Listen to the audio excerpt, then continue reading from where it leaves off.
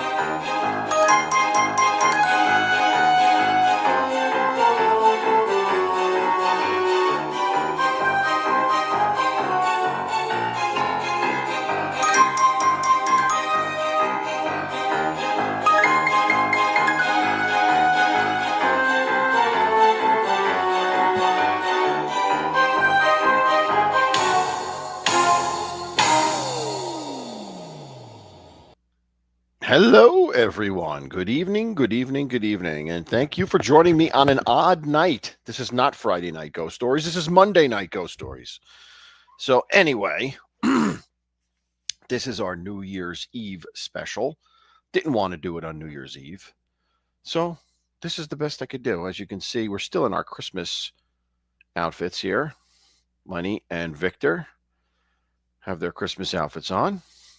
And it's still Christmas, guys, because this is only the 6th day of the 12 days of Christmas. So we're still in the Christmas spirit, as you can see from Lenny and Victor. And my lights are still up in the background. But New Year's Eve is upon us. So I wanted to do a quick show about New Year's Eve. I got a couple of short stories, ghost stories about New Year's Eve. And then I wanted to go into a bunch of superstitions that go along with New Year's, which I found pretty interesting. So I wanted to share them and see what you guys thought about them. So hello, let's start out by saying hello. Hello, Toro. How are you? Thindu, good to see you, my friend. Emmanuel Spataro, Patrick Ortega, Stiggs, fresh out of the hospital. Patrick Ortega, yes. Suzanne, good to see you. Big Bones, Todd Father, Bay Watcher. There was some trolling going on here earlier, as I can see. It's Fluffy's Fluffy thinks. I see he's oh boy. Okay, so we had a lot of trolling going on earlier. Very good. But anyway, I wanted to start off by saying we are all very pleased that Tommy is home from the hospital with a clean bill, or basically no big problems. So that's great to hear. M. Powell, good to see you. Thank you for joining. And Fluffmeister is back in business, as Patrick says. He's right. So let's start our show with our candle lighting, of course. Can't have it without candle lighting. Kind of laid back tonight, hanging out.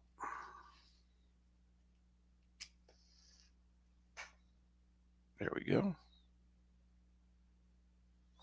Let me do my secondary candles here. And I blew out the other one. I blew out this. Here we go. There we go. And let me shut my other light off here. So we're still in the Christmas spirit, and we have some candlelight.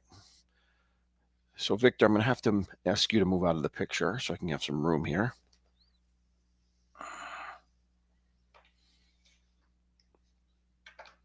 You could sit on Lenny's lap. There you go. All right. So, New Year's Eve. We've all celebrated it in one way, shape, or form. I'm not a big fan of it myself, but it's a custom that bridges so many cultures. And traditionally, New Year's Eve into New Year's Day, the ending of a year and the starting of a new year, has... Whoa, what's going on here with these candles? Ooh, here we go. All right. I don't want them right in my face, but there we go. Hi, Arlene. Good to see you. Traditionally, much like All Hallows Eve, New Year's Eve was considered by the ancient people to be one of those days in the calendar, in the cycle of the earth, where the veil between the dead and the living was thinnest. So therefore, they expected to see spiritual activity. They'll maybe contact their loved ones, hear from their loved ones, and also be ward off any evil spirits that might come. So there's a lot of customs that went along with it that have developed over the years for those very reasons, originating that reason. And then, of course, there's also the customs for just good luck and starting anew, which we all know about. But I did find two specific ghost stories that delve into New Year's, or that are linked directly to New Year's. Now, the first one takes place in Chicago at the Drake Hotel. Now, the Drake Hotel in Chicago is a world famous hotel. And I'm going to show you a picture of it right now.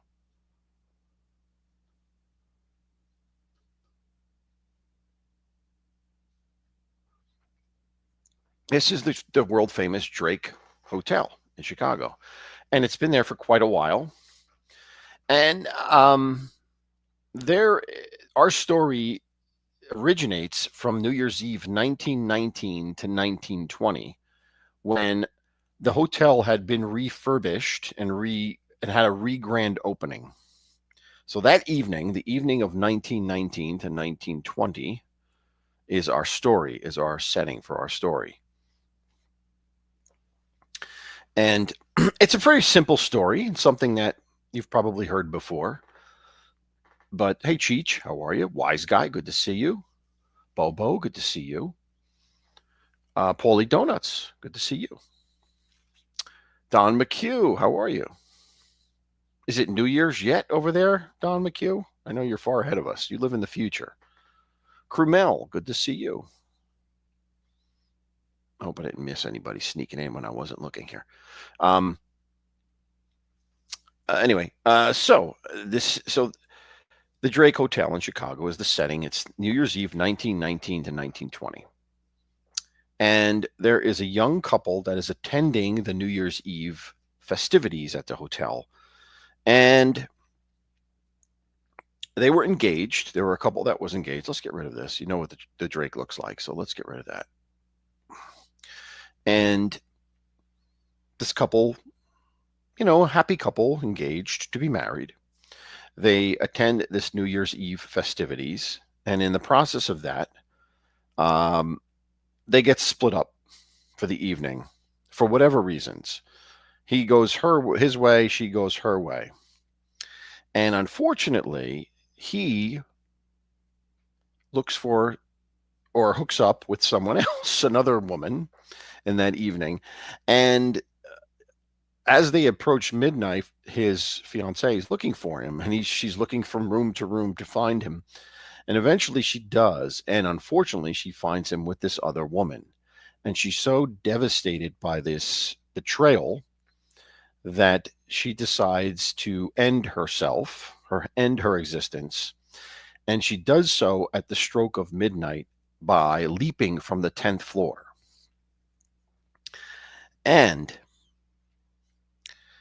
it is said that this tragedy replays itself every New Year's Eve in one way, shape, or form, whether it's a residual ghost or whether it's the actual, interaction of the ghost. But people see this girl that ended herself on New Year's Eve, and they always see her in a red dress wandering the halls. And some even say that at the stroke of midnight, you can see her leaping from a 10th floor window to her demise. So a creepy and tragic story based on reality, I guess.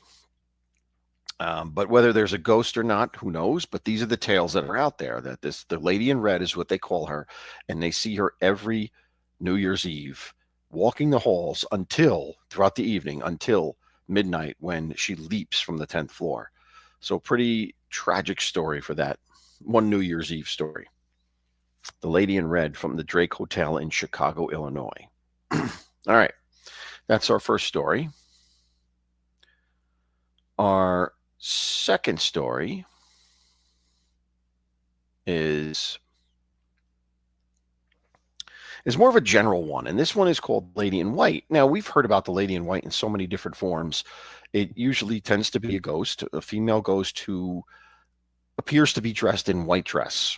Now, why that is, there's various reasons for each story where the ghost goes to. Some, during the time period, going to a wedding, being a bride, going to an event, going to a prom, all these various reasons why this spirit would be wearing a white dress or white gown. But this one, in regards to New Year's Eve in particular, the Lady in White, is a tale that has shown up in all different parts of the world, which is very interesting about this. It's not in one specific location, but this story has popped up all over the world, independent of one another. So this is like an original story that's not linked. It's not a copycat thing, because it pops up from different times on different places.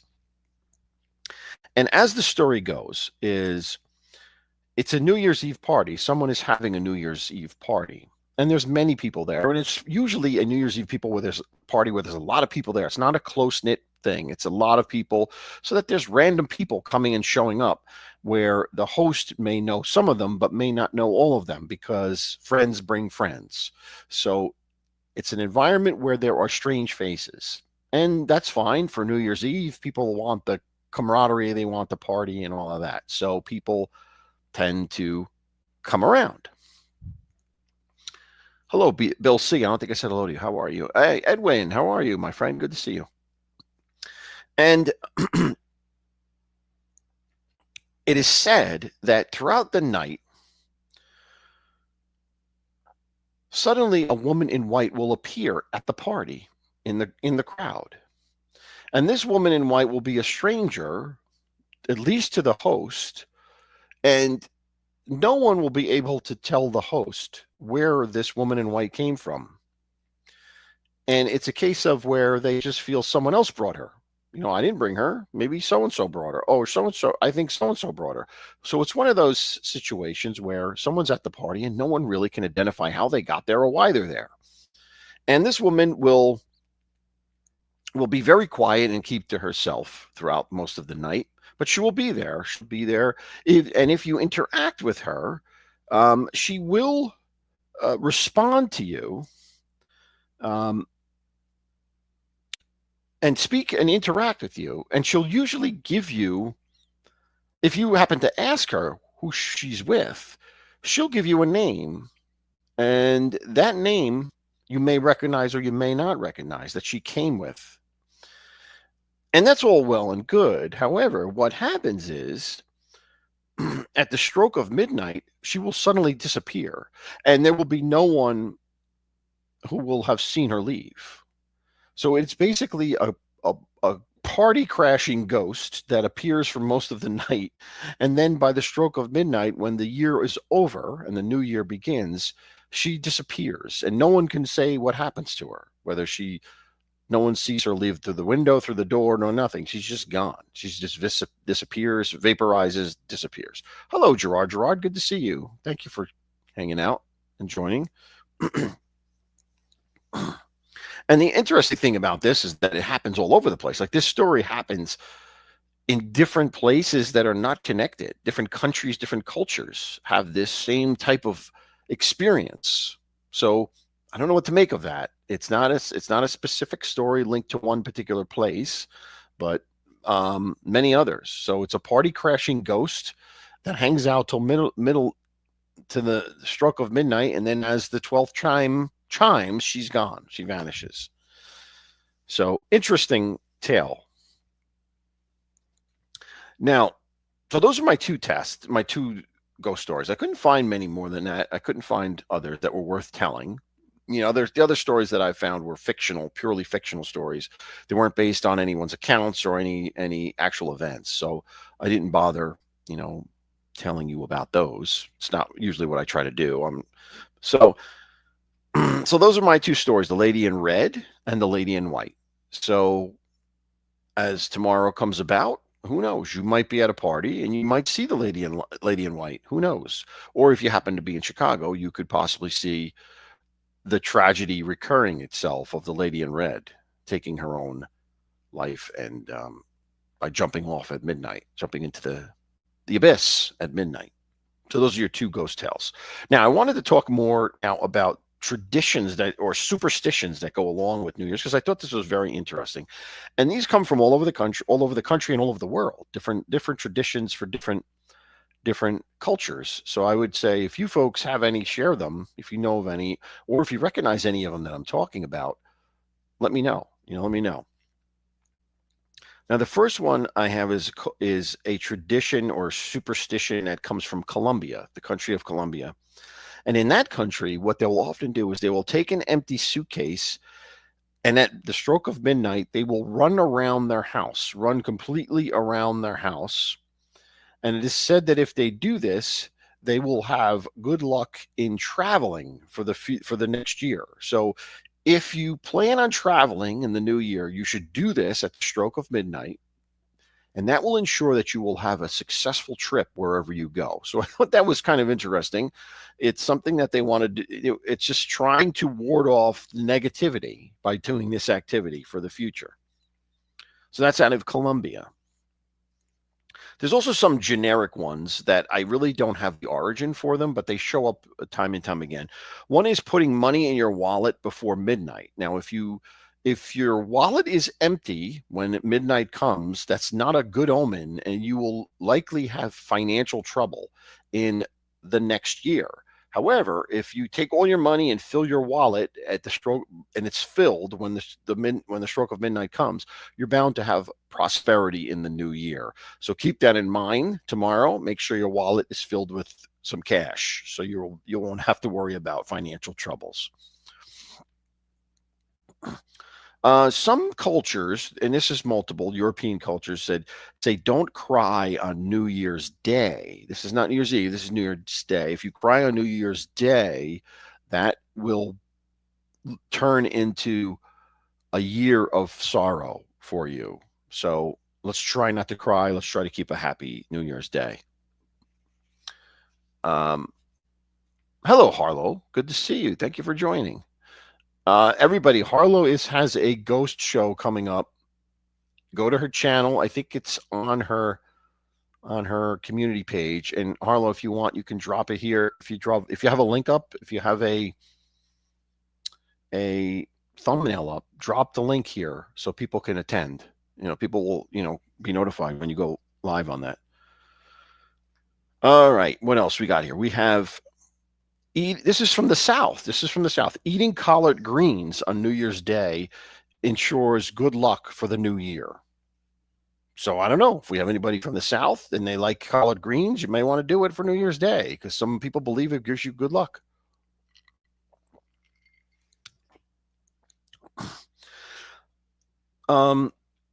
Looking out your window as soon as you wake up the morning of New Year's Day is said to give you vision or give you um, foresight of what will come in the new year. So if you do that, you look out your window, take full in the day, you're bound to have visions of the future. So I don't know about this one. This one's kind of a stretch, I think, but that's one of the beliefs. Now let's go to Spain. In Spain, Spain has a culture, or in the Spanish culture, there's the thought that on New Year's Eve, before 12 midnight, you are to eat 12 grapes.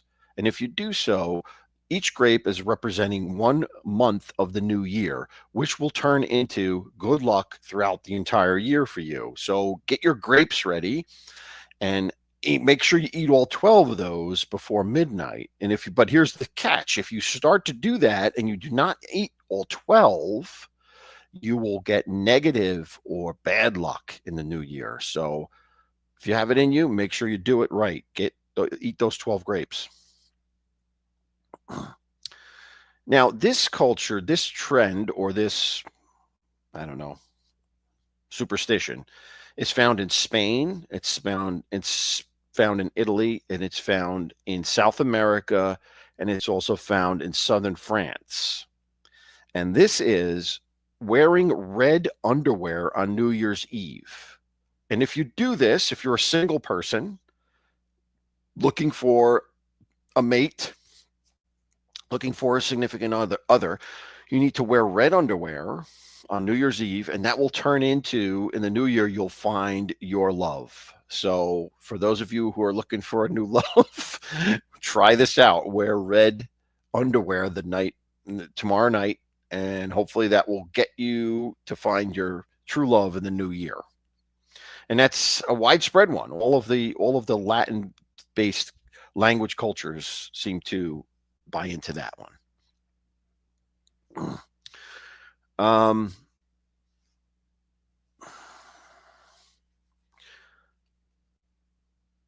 Now, in Turkey, what they do is they smash a pomegranate. Open a pomegranate and smash it, like cut it open and smash it, and that is to bring good luck in the new year. I don't know what the origin about that is or why they think that, but that's what the Turks do. They smash a fresh pomegranate, and that will bring them good luck. Now, we're all familiar with noise making on New Year's Eve, right? As soon as the clock strikes 12, you hear fireworks, you hear gunshots. I hear gunshots, fireworks, pots and pans. I remember when I was a kid, I used to do pots and pans. Let's see, is Baywatcher, do socks count? Socks for red? I don't know. I don't know if socks count. That's a good question. Yeah, maybe. I don't know. They're under, right? You don't really see your socks. So I say go. I go for it. Go for the red socks. See if it works. But noise making, the reason of the whole noise making things, this goes back to the Anglo and Irish and Scots culture, Celtic culture, which was making noise to scare off evil spirits. Because again, like I said, midnight on New Year's Eve was said to be, a time where the veil between the spirit world and the real world, or the mortal world, was thinnest, and that evil spirits could come through and interact. Right. So make noises to keep them away, much like on Halloween, the jack-o'-lanterns to scare them away. So that's where the whole noise making comes from on New Year's originally. Now people do it just to celebrate, to make noise. Now here's interesting. In Poland, they believe if you suddenly wake up early on New Year's Day, it's not something you normally do, but you suddenly wake up early on New Year's Day, you will wake up early the rest of the year. It'll be easier for you to wake up. So if you are someone who is a late sleeper and unhappy about it, and you want to change that, a good way to do that is to start it on New Year's Day. Wake up early that New Year's Day, and the Polish believe that you will have that ability throughout the new year to continue to wake up early.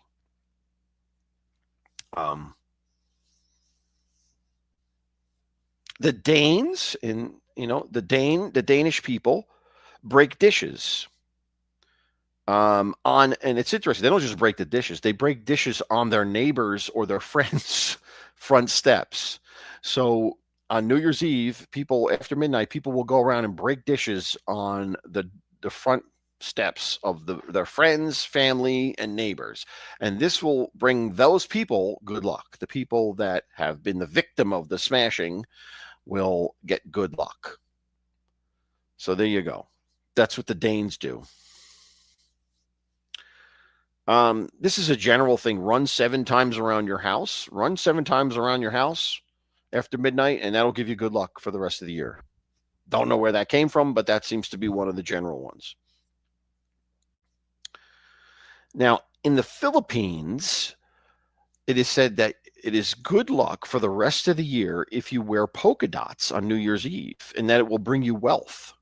So in a lot of parties that are held in the Philippines on New Year's Eve, you will see people come dressed in polka dots, because the theory is that they will get wealth, additional wealth in the new year. So interesting stuff there. Now in Italy, this is something that they also do, and think about this. What they do is they throw out their windows stuff that they don't want. So on New Year's Eve, they'll open their windows and they'll throw out stuff that they don't want. And the theory is, or the idea is, that they're making room for good luck. They're getting rid of things, making room for the new year, making room, and that will allow good luck to come to them by getting rid of stuff, opening up space for new luck to come in and make their lives better. So that's what the Italians do. That was one that was new to me. I never heard that before in my family or anything like that. So that was interesting. This is kind of creepy, but in Romania, they dress up like bears. They dress up like bears and dance in those bear costumes, because this will give them good luck in the new year. That's the Romanians. I don't know. Also, if you don't want bad luck, don't eat lobster after midnight. Don't know why, but that's what happens there. Now, in China, it's interesting. In China, they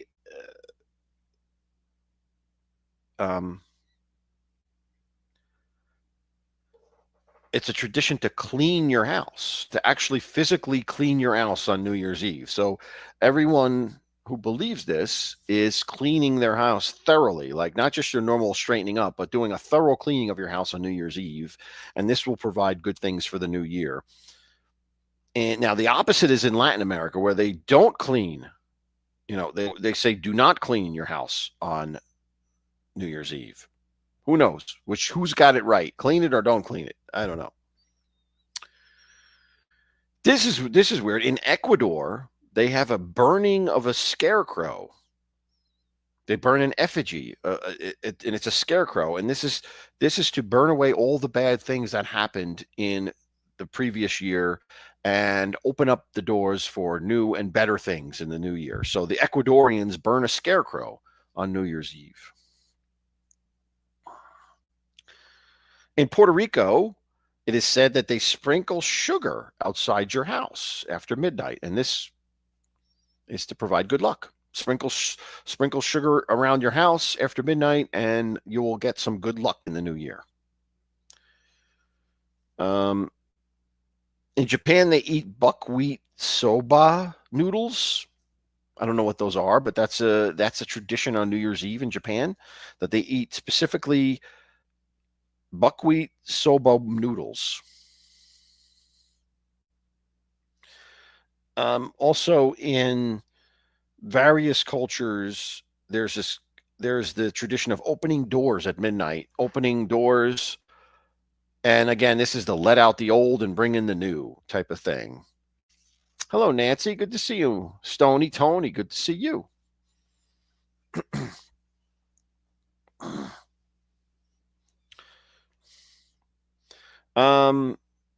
This is interesting. In the Irish hit their doors and walls with bread. They throw bread, freshly cooked bread.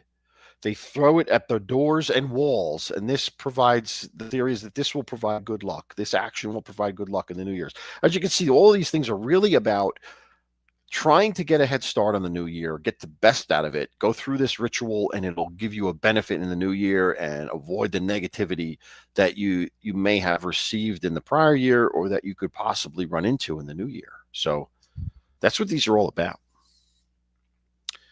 And this is the final one I have here is ringing bells in Japan. And the interesting part about this is that the bells in Japan will ring 108 times at midnight. And this goes back to the Buddhist culture, which a lot of Japan, follows, the Buddhist religion, a lot of Japan. And it is said that the 108 times represents the 108 earthly temptations that are identified as part of the Buddhist religion. So they ring those bells 108 times on New Year's Eve.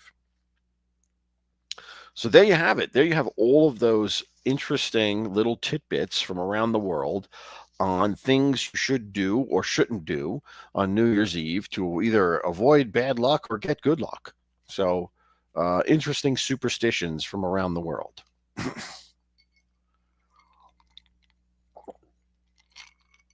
So I don't know if anybody heard any of those before or has others that they would share. I don't know. Those are the ones that I could find and that I thought were interesting enough to mention. Right, Lenny? What do you think?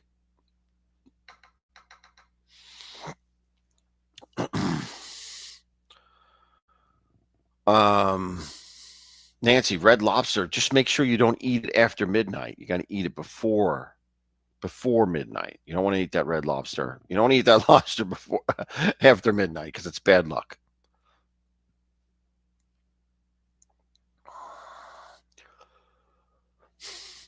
So I don't know if you guys have any other thoughts on that stuff. Yes, he is, Nancy. It's still Christmas, still the 12 days of Christmas. So Lenny is still wearing his hat. And pal, so I need to buy some grapes, red underwear, a bell, and eat my lobster before midnight and get some sugar. Yeah, exactly. Do it all, and pal. Do it all, right? You never know what'll work, right?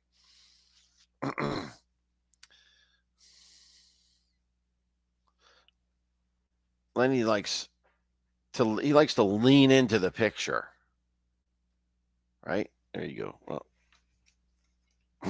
plus he's got Victor on his lap, which is kind of interfering with him a little bit.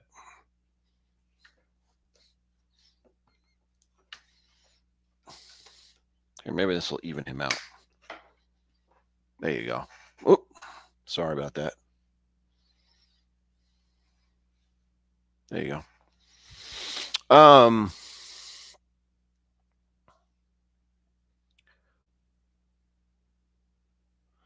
So I don't know if anybody else has any other things they would like to share.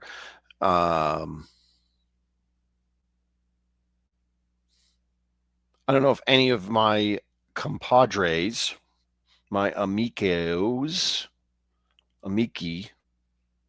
paisans that I sent a link to would like to come up. They have the link if they want to. I was thinking what I would do next here is I do have one ghost video I wanted to show you, and then I was going to rehash a couple of the other ones, which I thought were the best. We looked at a bunch of ghost videos this year, and I think I got 2 or 3 of them that I think are the best that I wanted to, just show again. And if you missed them, you can see them, and then tell me what you think. Big Bones, they screwed. Typical, they're typical. That's just typical. I know that. Have you had a fire yet?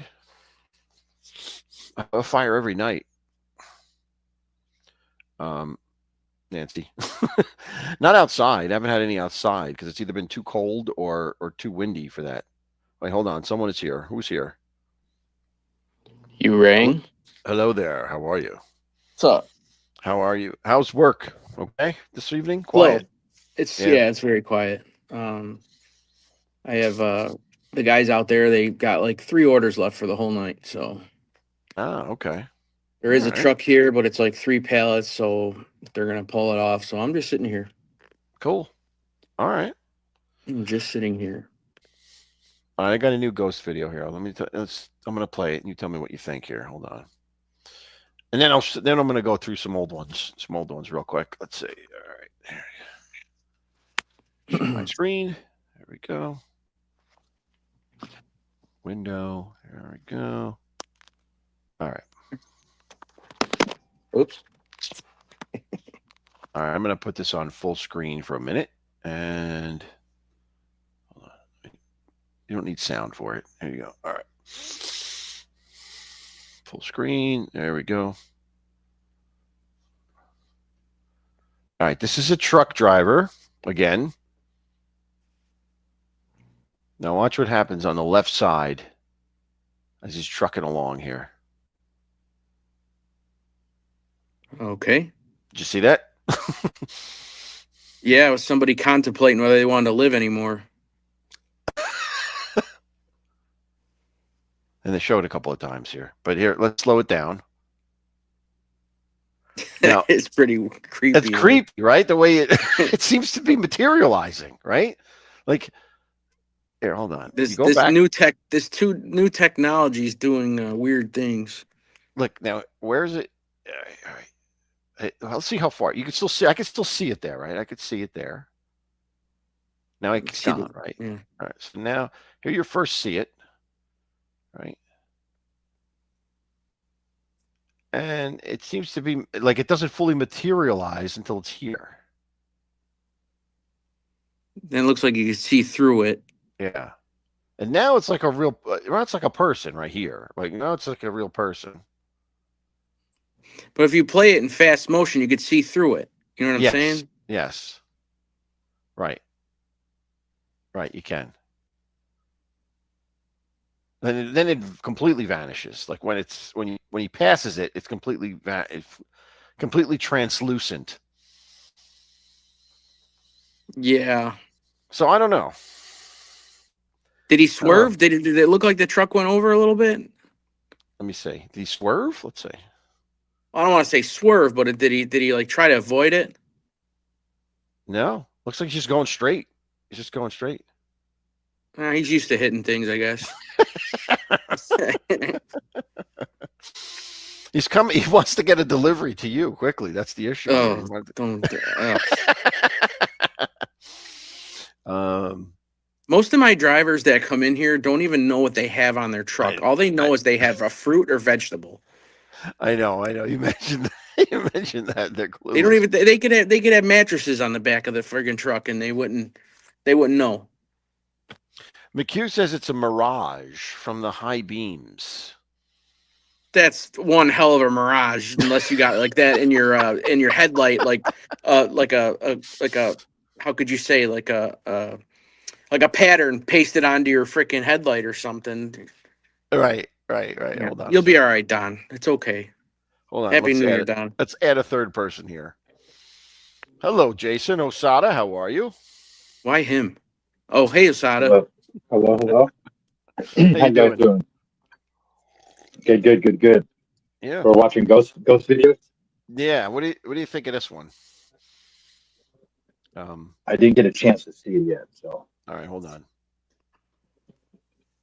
Wait, I didn't want to do that. Hold on. I did something I did not want to do there. What the heck did I do?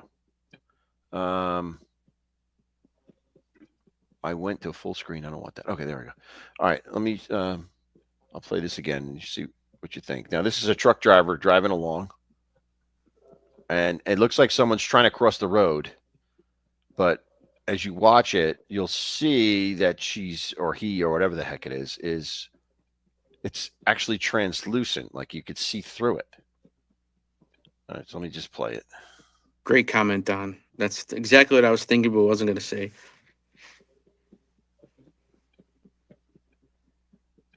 Oh wow. No, it looks like he did go to the right a little bit. Yes. Yeah, with that back You there could, he you did. could, You're right. Back there he definitely did. yeah, you could see like it goes Yeah. toward the right line. Yeah. Yeah. So he thought something was there, man. That's for sure.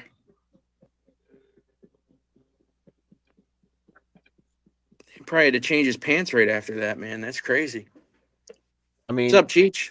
if it's not a ghost, you're I would shit my pants too. Like I almost hit this person.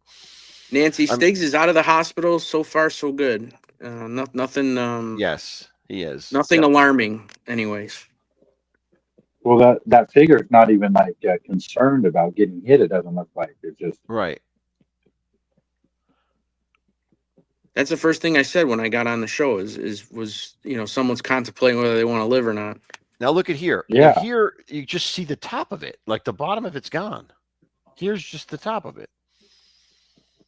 Weird. So I don't know. It's certainly something to to scratch your head on and say, like, what the heck is happening here? I don't think I said hi to Big Bones. What's up, Big Bones? All right, let me just get rid of this. Yeah. Unless it's like a reflection. I guess it's possible, but But where would the reflection where would be it at? come from, right? Where would it come from, and why would only Yeah. half of it still appear there? I mean, I don't know.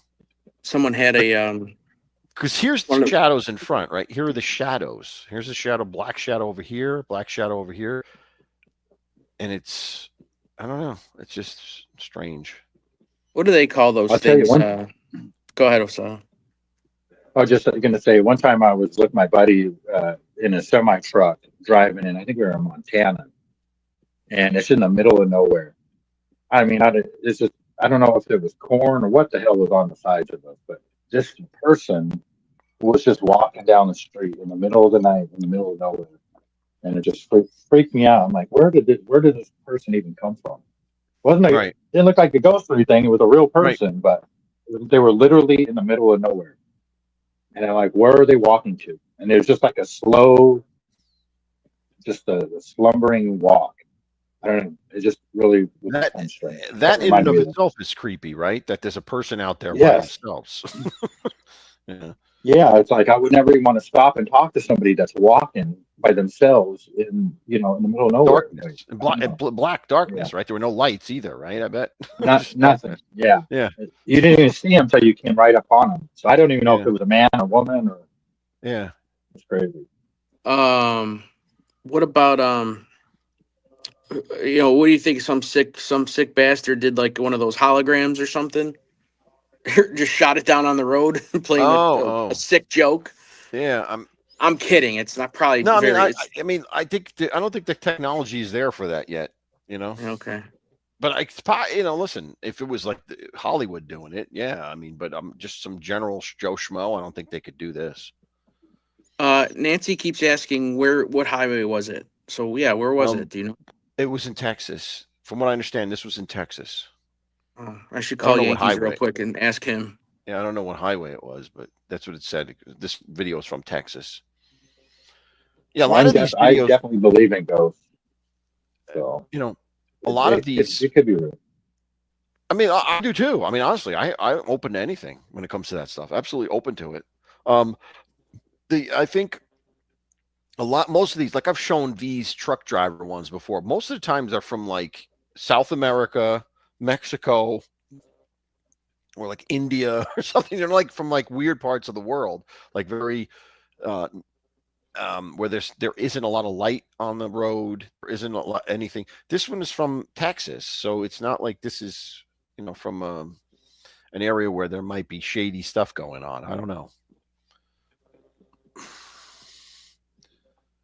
But anyway, yeah. Well, it seems like I said, it seems like he tried to avoid it and like had a no crap moment. You know what I mean? Mm-hmm. And he's lucky he didn't take out the guardrail because looked like there was he really could have. It wasn't very far along when the guardrail came up. You know what I'm saying? Like it was like instant. And you're driving a semi, right? So if he's he doing probably at sees least this, 60, between 60 and 70 miles an hour right, easily. Oops, and if sorry. he sees this, right, he sees this happening, and like if I was the guy driving, I've never driven a truck like that before, but if I was, I would panic. I'd probably panic and try to swerve to the right. And then you don't know what that's going to happen. What's going to happen from there? You know, you might jackknife or what? I don't know. You might hit. Who knows? You know, that's the scary part of this. But like I said, they're truck drivers. They're used to hitting stuff, believe it or not. So they're pretty much, they see a deer, they're not going to swerve and lose a whole load, and Right. and for a deer, let alone a person. I mean, obviously, I think you would react it different with a person, but my friend drives a train. I don't know if you heard that spontaneous live I did. With my friend came on from growing up, and he drives a train. And he's hit people, he's hit Oh, deer, you he's hit can't everything stop you on a could think train. of. You can't Yeah, stop. he's hit everything. He's hit Yeah. everything. Yeah. So Yeah. I had there was a kid or a guy, a man, I guess we're not kids at the time, but in law school, my first year of law school, there was a guy in my class. Because in law school, how it works is you're kind of like in grammar school, like in the sense that you're in with the same group of people and you go from class to class, at least for the first year. You're all taking the same classes and you're put into like groups. So I knew I wasn't friends with him, but I knew of him. He got hit by a train one day running across the tracks to catch a train. He got hit by the train and got totally destroyed. Like, I mean, it was horrifying. It was horrifying. Like there was body parts everywhere. It was just a horrifying experience. My friend says it's just like a mist. It's like it upon impact, there's nothing left. It just and I went It to the happened. funeral, and it was just there was nothing to look at the funeral. Well, Like, right, there was of course. nothing there. Hey, I'm gonna drop down for a couple minutes. I'll be back up if I can. All right. Yeah, I'll be right back. I worked at a pizza place where that happened one time. I wasn't there, and I might have told you the story, but a lady was sitting on the tracks, and it was like at 2 p.m, and there was people in the restaurant, a family with kids, and the crossing guards come down, and this lady is sitting on the tracks, and the dad sees the lady out there, and he runs out there and says, "Hey, there's a train coming," and she just stands up and like takes a couple steps backwards and just puts her hands down at her sides, and the train comes and hits her. Yeah, and it's an Amtrak doing like 80 miles an hour. Yeah, and they have those cattle guards on the front designed to cut the cows and move them out of the way so it doesn't derail the train. right. And that cut her right in half. Jeez. And they had to put like two tarps 20 yards apart from each other. It was horrific. It was so. Yeah. I mean, I just can't even. And it ended up being the owner's cousin. She was. She didn't take her antidepressants or something like that. She was off her medication, and she just decided to kill herself on the train tracks. Oh, it's terrible. That's just terrible. This guy that I knew, it wasn't anything like that. It was just he had his headphones on and didn't hear the train. Like I guess it's something that he would normally do. He would have ran across certain tracks to get to where he needed to be, and he had his headphones on, didn't hear it, didn't see it, and that was it. Over. In the blink of an eye. Over. Yeah. It's and it happens so often. I think here in Washington State, it's like 40 people a year, something like that on average, are killed by the train. And when that happened to that lady, it bothered me so much that I did a little research on it, and come to find out that the Burlington Northern, that owns most of the railroad, they also not only do they own the track, they own like 20 feet on each side of the track. So that's their real estate, and they can do whatever they want. Like they can go through a city at 80 miles an hour, and they don't care what you say. Right. We'll kill as many people as they don't care. And and they have the best lawyers on the planet, the railroads. Mm-hmm. And I think it's like Warren Buffett. I think he's the guy that basically owns most of the rail cars in the United States. Right. If I'm not mistaken. So it's just pretty interesting, like they. Yeah, they have their own laws too. Like they have their own immunity laws for being sued. Like there's very specific things you have to follow when you're suing a railroad company. So Right. it's hard. It's hard. Yeah. You don't play around with trains. You just don't. You get out of No, don't and don't even. you would think that it would be so hard to get hit by a train, but apparently it's not. You know, like Yeah. I don't know, I don't really get it myself, but it happens way too often. I know a lot of times here, a lot of times it's just same thing. They probably got their headphones on, and they're waiting for a train, and just absentmindedly, walk out and onto the track or so. I don't know. I don't know how. Hmm. Right. I seen a 17-year-old girl one time at the pizza place that I worked at that was right there at the railroad tracks. She got her car stuck on the train tracks in the snow. She somehow slid her car off the road and it got stuck on the train track. Oh yeah, everybody panicked. They would manage to stop the trains, and they gave her like a breathalyzer and stuff just to make sure everything is okay. Yeah. No harm, no foul. But that could have been a disaster. Oh, absolutely. I mean, I've seen videos of trucks getting stuck on a train track, and the train just demolishes the truck, just completely destroys it. Like it's not even a question. It's just like tractor trailers getting destroyed by the train. Yeah, exactly. It's astonishing how fast, like I'm sure you've seen the one like with the motorcycle, how fast it flips around. It doesn't make sense when you see the speed of the train to how Right. violently, you know what I mean? Like that's some serious power right there. So. Yeah, Wise Guy, MJ Wise Guy says a fire truck got hit by a bright side train. I don't know what that means. Bright side train. Is that a type of train? I don't know, but I'm sure it got destroyed. I'm sure it was, totally banged up beyond belief. Oh, Bright Line, he says. Okay, Bright Line. Yeah. Yeah, it's incredible. The pizza place I used to work at was called Trackside Pizza, and we would have on average like 3 trains an hour that would fly by there and shake the whole building. I think I've told you that place that's where I had my ghost encounter back in 2009. That's why I do believe in ghosts, because I don't know, did I tell you that story?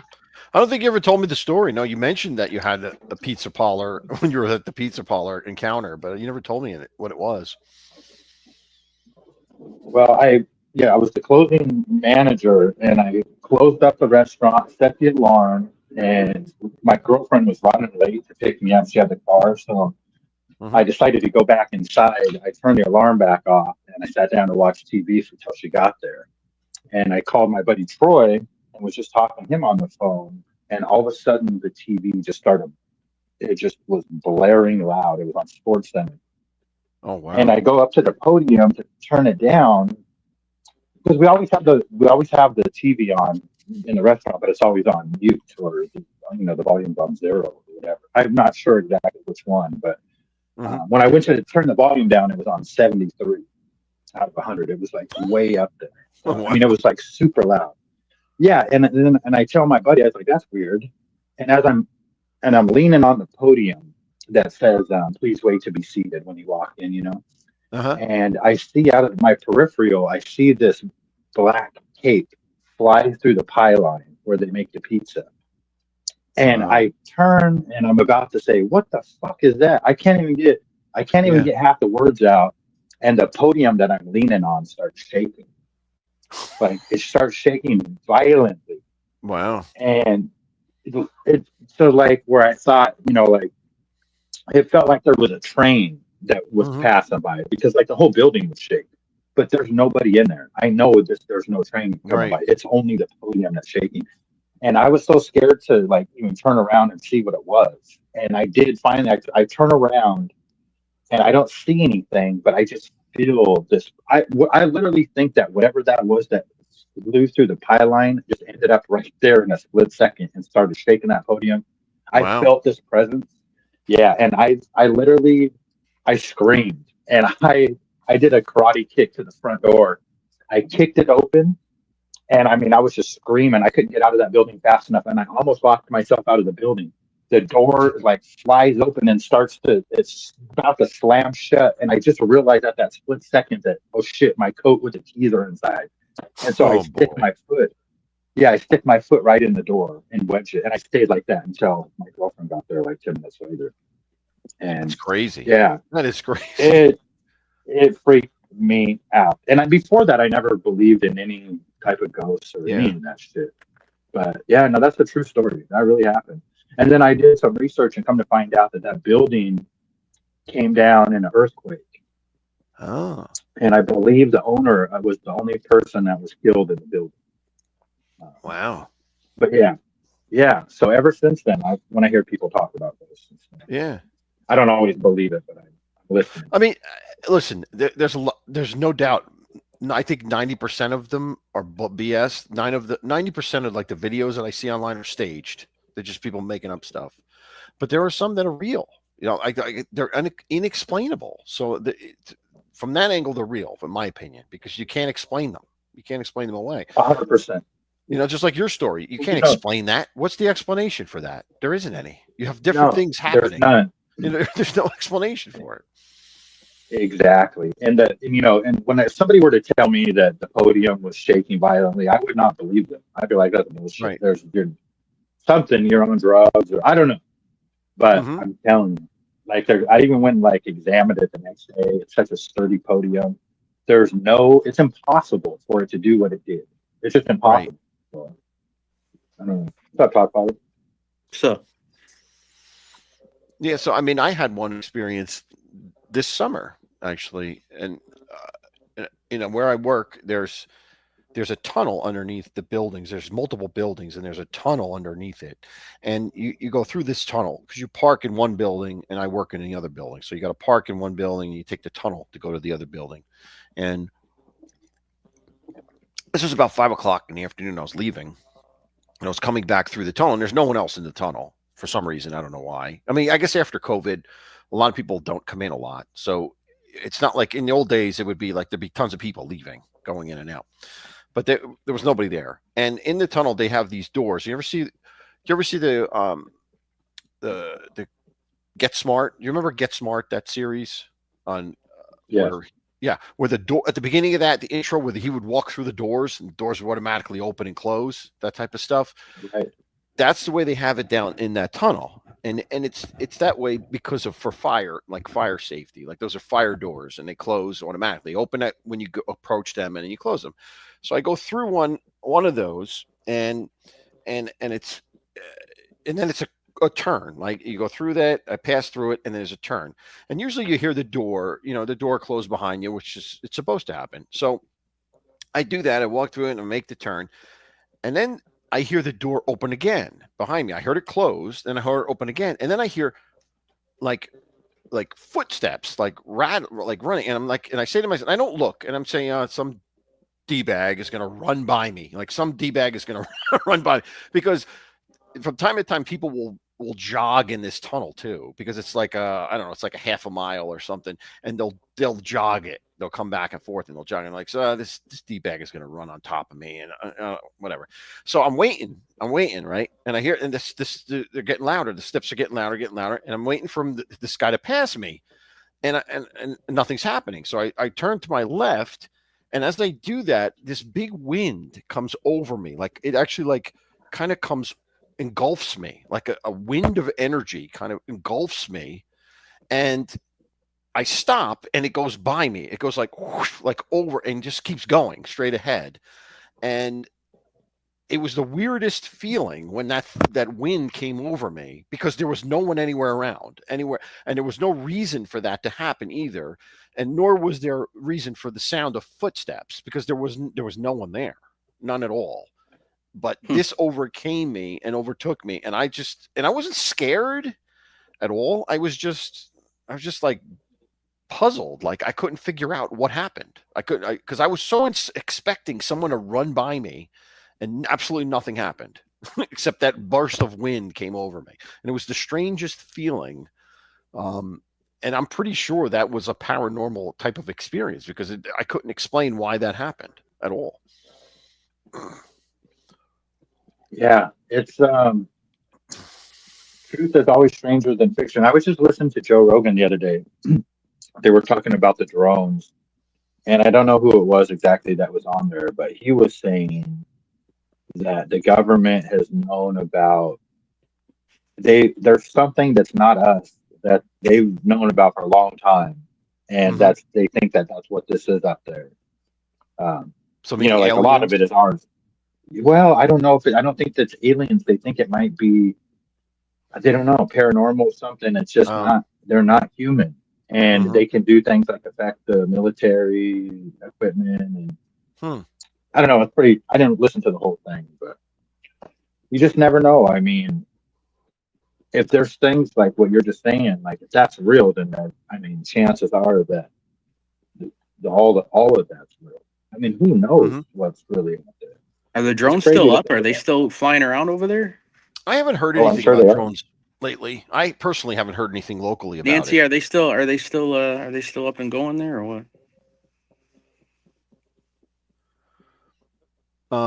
Look at what Krumel wrote. I mean, this is bizarre. This is you're serious, Krumel? You had a friend that was playing with a Ouija board alone.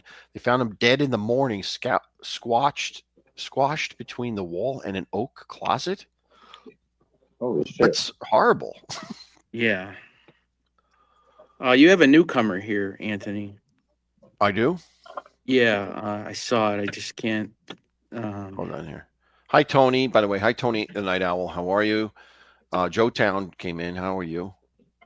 Patty Joyce. She says, "Great stories, guys. Love listening to all of you. Love learning new things. First time saying hello. So yeah, Oh, welcome. where I missed that. Patty Joyce, welcome. 8:56 p.m. Okay. Well, thank you, Patty. So I'm Welcome. not. I want to show you guys something. I'm not into Ouija boards or anything, but I No, picked I don't. this up. Yeah. It's a cutting board. Uh-huh. It's a Ouija board, and she made the little cheese cutter with the little pointer. Oh, Yeah, that's well, don't morbid. use How it. cool is that? It's cool, but don't use it. I'm gonna send it to you, Todd Father. I thought it was cool. Go ahead. I'll chop onions on it. Go ahead. I don't care. It doesn't bother me. That's funny. What was I gonna say? Yeah, there's actually there's like a thing in this building here, like, oh, if something happens, oh, this guy did it. Well, there's like two people who like dropped dead here at this building Oh, while they were really? working. Yeah. So I don't know. That gets mentioned once in a while. Hi, Magic of Healing. Thank you for joining. Appreciate it. Yeah, so we had, like all these stories. I mean, I think just about everybody has some type of story or something unusual that has happened to them that they cannot give an explanation, a real life explanation for. So to me, that means there's something more than we know that's out there. Yeah, we're somebody's video game, believe it or not. Hey, we're somebody's experiment. it possibly Right, could Osada? be for Right, all we know. Osada? It could be. Well, 100%. You know, I was listening to something the other day where they said that they were talking about telepathy, and that basically what we do is like you guys are able to read my mind based on the sounds that I make. Mm-hmm. Really? I mean, if you think about it, that's what this communication is, the talking.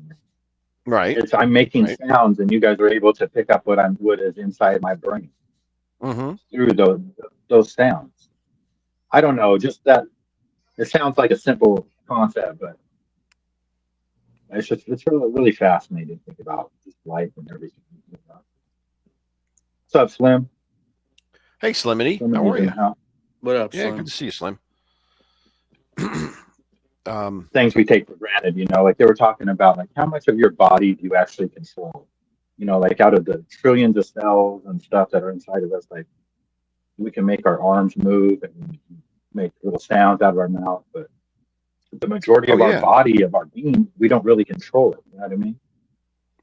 Right, exactly. I mean, it's obviously that. Well, I mean, one of the things that we all hear about constantly is that you don't use we don't use anywhere near the maximum of our brain. what we can do as human beings. We're nowhere near using what we could use, I guess. Right, especially Top Father. He's Well, like Top Father's an exception. below. I'm a well-known disaster, so yeah, my brain. No, actually, my brain gets distorted all over the place. So I probably use my brain more than Sorry, both Top of you. Father.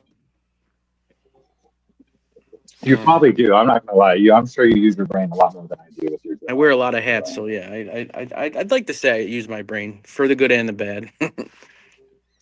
And Magic says that she's encountered things that have no human explanation.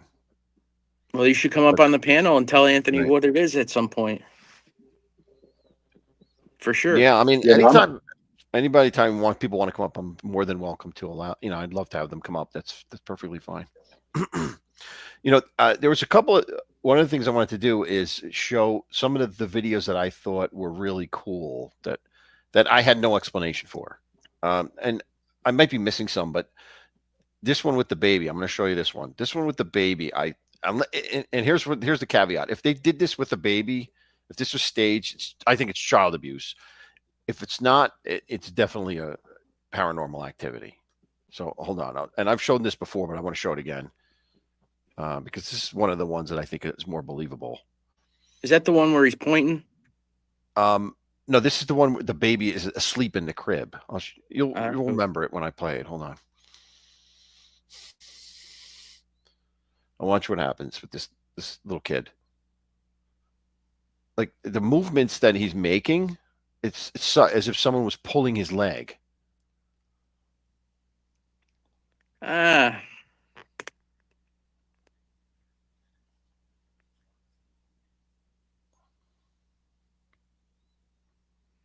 I wouldn't mind. I wish I could hear the noise with it, or you know what I mean.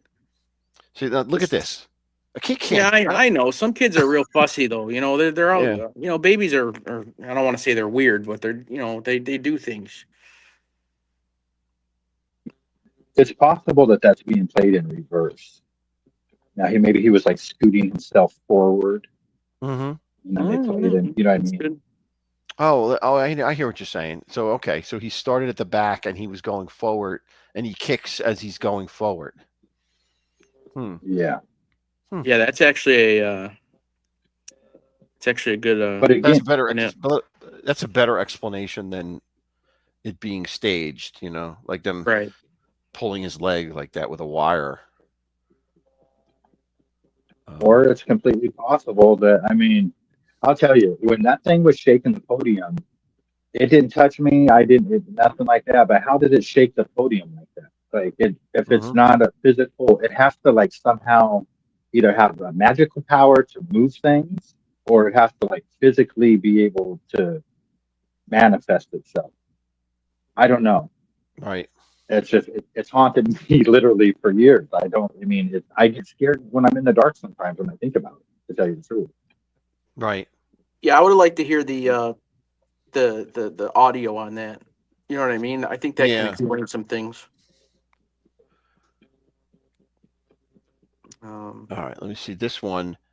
Everyone liked this one. This is of Gettysburg, and this is just some guy filming in Gettysburg. And you see in the distance spirits walking across this path. And to me, it looks very real. There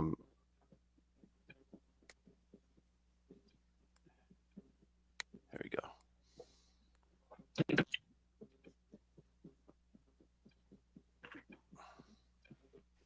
Hold on. Here we go. What am I doing here?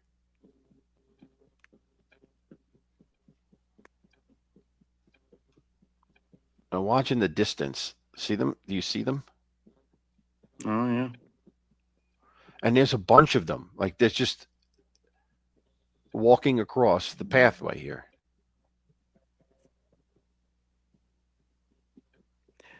Yeah, I don't know. I have to see with my own eyes. That's all. That's the way I am about 95% of this stuff. You know what I mean? Just I'd have to see it for myself. Now, I mean, there's countless accounts of people in Gettysburg who see ghosts on that battlefield. Yeah. So 100%. So there is another content creator that visited Gettysburg on here. I don't want to say the name or whatever, but said that if you put a cigarette on one of the railings there, that somebody that it gets smoked with nothing. You know what I mean? Oh, really? Yeah. Like if you put a cigarette on some railing at a certain point in Gettysburg or whatever, it gets like you could literally see it Mhm. like someone's taking a drag off of it. Wow. You know, that image of those people walking across like that, I think that that's going on everywhere on Earth all the time. We just don't see it Mhm. because they say that, you know, there's 9 billion people on the planet now, but they say that there's been anywhere from 108 to 120 billion people that have lived before us, lived and died. Right. 120 billion people. So if there's souls that, you know, if you can walk the earth, think about how many. I mean, that's like 20 times more people than are here now, right? Right. Right. Hey, It's Deborah just crazy to Roberts. think about. Magic of Healing says energies remains, especially in places where there's lots of suffering. The energy anchors itself. Mhm. No, that's I true. mean, you Yeah. Yeah. you guys believe that there's been 100 billion people That's hard before to, us? it's hard to get your mind around that number, right? It's Yeah, crazy. because I mean, there's only, you know, the population has been, you know, it's only been less. Right. But then, but if you go over the, I would have to ask Thindu on that one because he's been around, BC years. So he'd be the guy to call. Well, what did they say? Like the Black Death wiped out, I think, a third, 2/3 of Europe, or something like that when the plague hit, like just wiped it out. right. So I mean, that's I don't know. It's quite amazing that we could, the human race has survived all of these years that they've been here. Yeah. And as bad as we think we have it, you know, with the government and everything going on, it's just, there's been so much worse times in history that we could have been a part of. You know what I mean? Mm-hmm. So Yeah. much worse. Sure. So, And then there's this one. I'll show you this one. This is the guy in the gym, and this was during COVID. I mean, this could be staged, but I just thought it was interesting, the stuff that happens here. So watch this. Where's my cursor? I'm losing my cursor here. Here we go.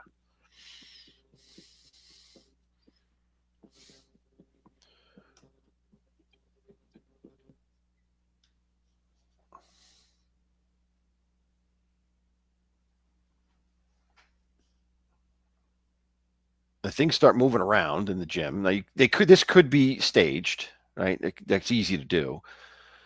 But watch what happens with the heavy ball when he starts to use it.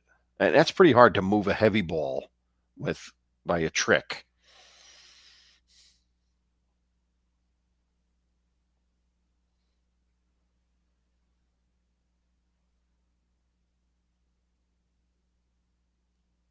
The heavy ball rolls. The heavy ball rolls on the ground by itself. That's garbage. Try again. Look, it's moving. Look at it. Oh yeah, now it's dragging him out of the room. Yeah. This guy had a bad acid flashback, doesn't know where he's at, and he ran out of the room. I'm sorry, ALV. I'm not sold. I don't know. How do you get the ball to move? How do you get the heavy ball to move? You get a guy to kick it off the frame of the camera. Yeah, but it's moving when it's on full screen though. Look, here's the other version of it. Here's the other angle of it. Right?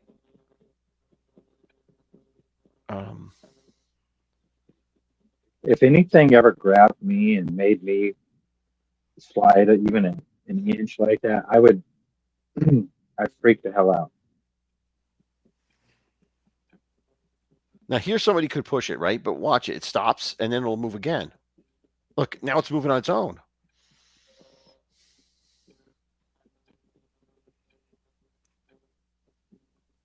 Now remember, this is a security camera. This isn't somebody filming. This is, in the gym. What's he doing there? Breakdancing? I mean, what? I don't get that whole part. Well, he's supposedly being dragged. I don't know. Oh, Like he's sure saying he it's. He's saying he's being dragged. Sorry. Imagine if don't know. that kind of thing happened to you for real, and then just everybody just thought you were lying. That's a no for You're me, full. dog. Nope. That'd be horrifying to have that kind of stuff happen to you and no one believes you. Well, you're by The yourself, ghost, right? What would you do yeah, if the that ghost would always be like, "What are you gonna do now? No one believes you."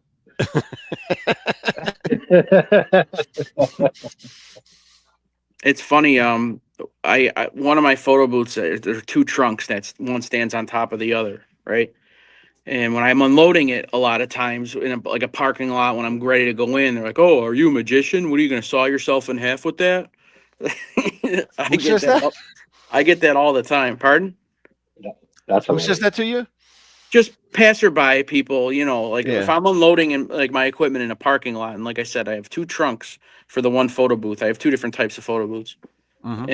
and the one there's like two pink trunks, and obviously one goes on top of the other, and blah blah blah.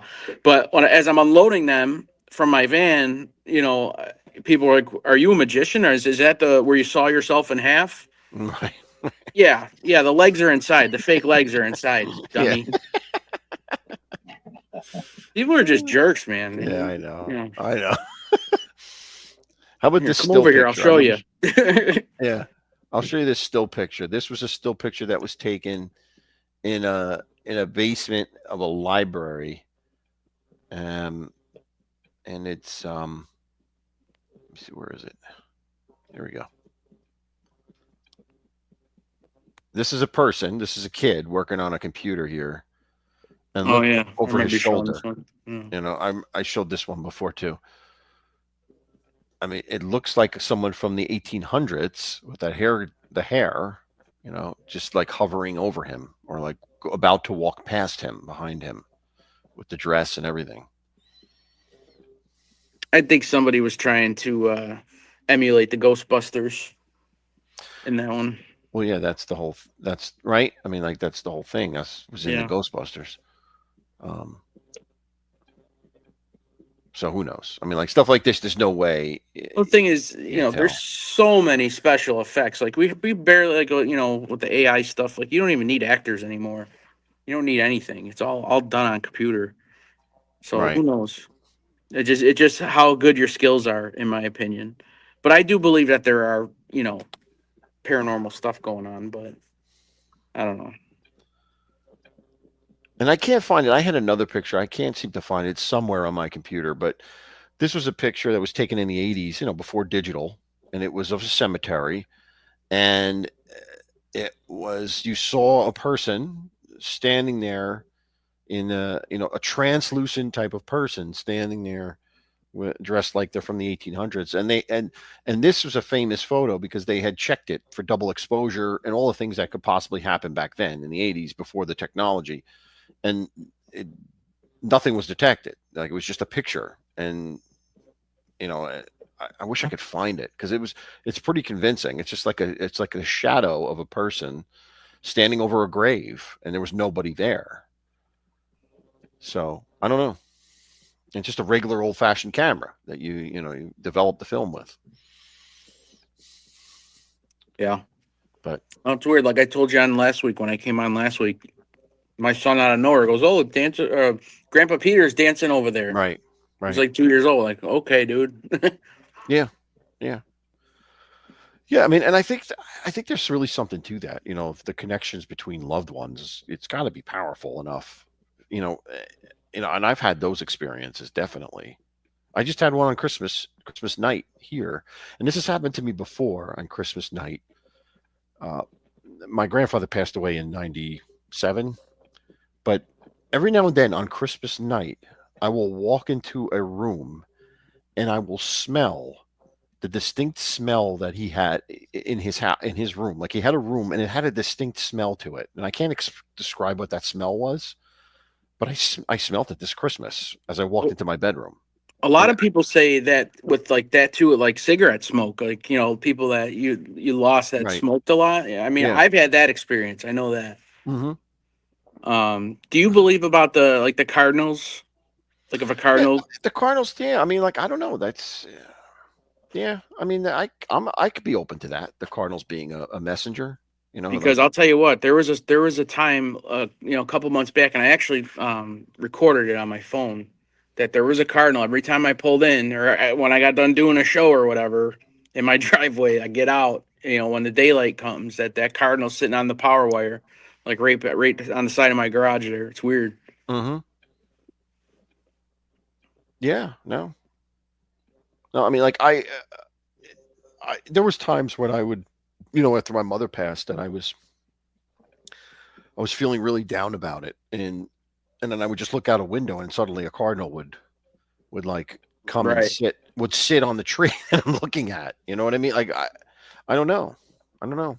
Yeah, and that's a good thing too. I was just gonna mention that until she put that in the chat there. Yeah, animals Mm-hmm. can sense a lot of things too, because there's so many times where my wife's like, I don't know what he's barking at. He's Right. driving me nuts. You know what I mean? It's all random times. So Yeah. I believe that, I guess. Right. Like Magic says, she feels her grandfather comes in the form of a hummingbird. Yeah. Well. Yeah. Or his spirit could be just sending the hummingbird. Like, oh, I don't know. It's interesting. There was a woman I used to work with who she said that every time she thought about one of her relatives, a butterfly would fly into her sight, and that was her connection. The butterflies. I've heard about the butterflies. Yep. Yeah. So I don't know. It's the thing is to just keep an open mind about this stuff. That's what I always say. Yeah. You don't have Yeah. to It's believe always. everything. You don't. I mean, but you keep an open mind because anything's always possible. That's the one thing I've learned in this world in 55 years on this earth is anything is possible. Anything. Yeah. Yeah. And you haven't seen it all. Yeah. Yep.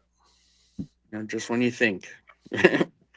Just when you think you've seen and heard it all, not even close. Look, who would have thought you'd see someone broadcasting live from their hospital bed with monitors driving, going at the time. Yeah, that and after they sawed off their finger too.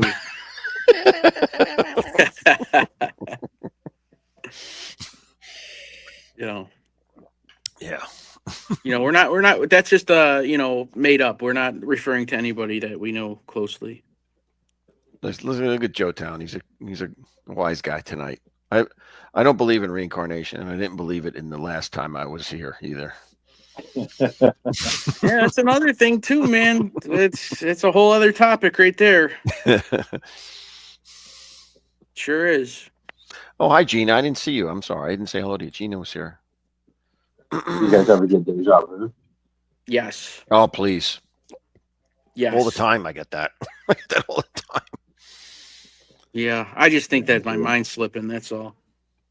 Rather than it being deja vu, but yes, I definitely do. And the other thing that's very strange that happens to me, and it hasn't happened to me in a while, but it used to happen to me a lot, is like I would be thinking about a TV show for some reason, like a TV show will pop into my head or a movie, and I'd go and turn on the TV and it would be on. Like, it would be on when I turn on the TV. Like I wouldn't have the TV on, but I would be doing something else and I'd think about it and I'd go and I'd turn it on. And the freaking show is on. Like or the movie is on, and it would freak me out. Well, what do you think about mediums or psychics? I think the problem with those is that there's so many fakes. Like there's Right. so many frauds. So I don't know about that. I mean, because there was a couple of them that came out, and they got crowds of people, and the guy just throws out an answer, and someone freaks out. Oh my god! Yeah. It's just. But like Right. there's people who do like a private practice, more or less. You go to them. Yeah. You know what I mean? Yeah. So I don't know. Like, a psychic told my wife she's going to meet a guy named Todd. Oh, really? Yeah, I swear. Hmm. And the last time she went to see one, the lady told her my grandfather, my father's father, was there present and said that the pizzeria wasn't meant to be, and I'll have another business at some point, and that has happened now. Mm-hmm. I have a different business. It's just weird, like like how could you just tell it by a complete stranger coming in? You know what I mean? Right. So Yeah, I would never say they're all frauds. I would never say that because there's no way to say that. I'm just saying that there's a lot of people that take advantage of people's longing or their sorrow, and wanting yes, to vulnerability. connect. Yes, yes. A lot of people take advantage of that, and it's a shame. It really is. I didn't grease no. Yeah, I greased the psychic. No. Yeah, I told the psychic, hey, if you get some short little Italian girl that comes in, just tell her she's gonna meet a guy named Todd and hook us up.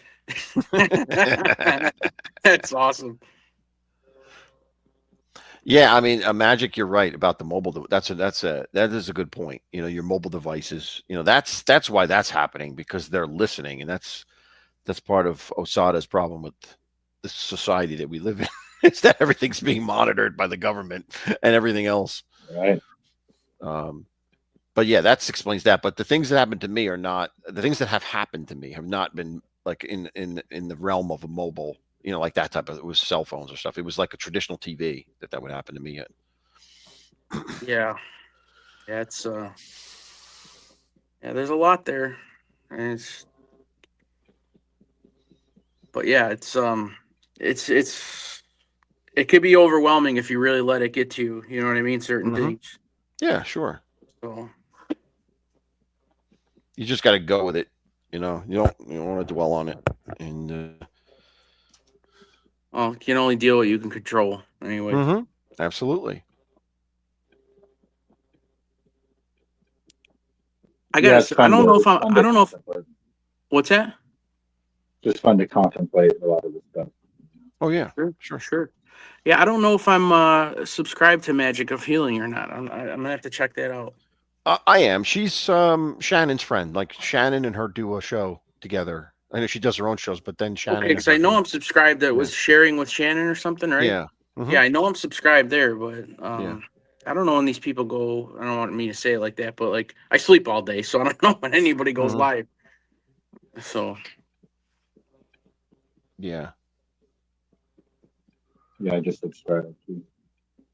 And like I said, Harlow, Harlow is going to do a show. She was here earlier. She's going to do a show on that, on her experiences. She was on here telling some of them a couple of weeks ago, and she's going to do a show on her own channel. Very good. Yeah. So, well, anyway, I've been on way too long. It's been an hour and a half, but thank you guys for coming on. It's been no problem. It's been fun. I appreciate the opinions and someone else to talk to about these videos too, because it makes it a lot easier and more smoother to go through than just me talking about it and then looking for the chat. But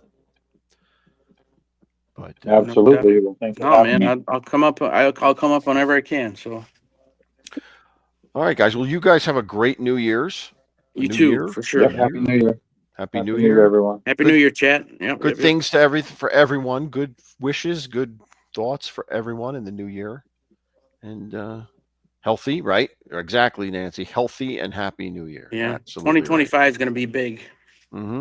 Yeah. So for sure. Big for the whole country. New direction for the country. Everything. It's going to be good stuff. I'll find out my 2025 fate tomorrow morning. So. Okay. So. Make sure you put sugar. Throw sugar around the house. Sugar outside the house. Yeah, that's how I'll be. That's how I'll be walking into or stumbling into the new year. So, all right, guys. So I'll talk to you guys soon. Yep. We'll see you. Yeah. All right. Bye. All right, guys. Well, that's about it. We're going to wrap things up here. Thank you so much for hanging out with me this long. I really appreciate it. 24 people in the chat. That's awesome. Thank you so much. I want to say happy and healthy New Year to each and every one of you. I appreciate you. Thank you so much for subscribing and watching. On behalf of Lenny and Victor, we'll hope to continue this in the new year, and hope you enjoy it, because that's why we do it, because we hope you enjoy it. So anyway, God bless each and every one of you. We will blow it out the candles as usual, and we will say Happy New Year. Have a good one.